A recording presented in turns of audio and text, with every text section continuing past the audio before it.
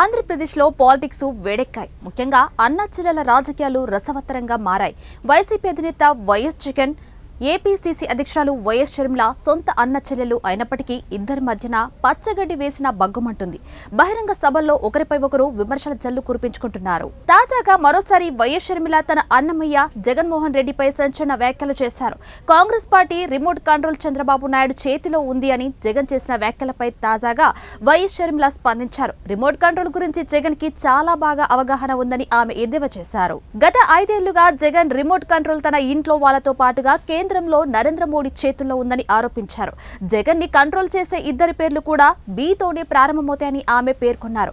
అయితే భారతి అలానే బీజేపీని ఉద్దేశించి షర్మిల జగన్మోహన్ రెడ్డిని కంట్రోల్ చేసే ఇద్దరి పేర్లు కూడా బీతోనే ప్రారంభమవుతాయని అన్నారని పలువురు అభిప్రాయపడుతున్నారు.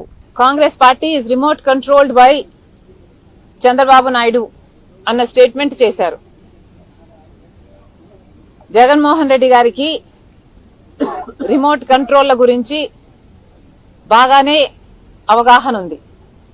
ఎందుకంటే గత 5 సంవత్సరాలుగా జగన్మోహన్ రెడ్డి గారు కేంద్రంలో మోడీ చేతిలో ఒక రిమోట్ కంట్రోల్ గా ఉన్నారు. రాష్ట్రంలో తన ఇంట్లో ఉన్న వాళ్ళ చేతుల్లో రిమోట్ కంట్రోల్ గా ఉన్నారు. ఇద్దరి పేర్లు బీతోనే మొదలవుతాయి. బీజేపీ అయినా ఇంట్లో ఉన్న వాళ్ళైనా.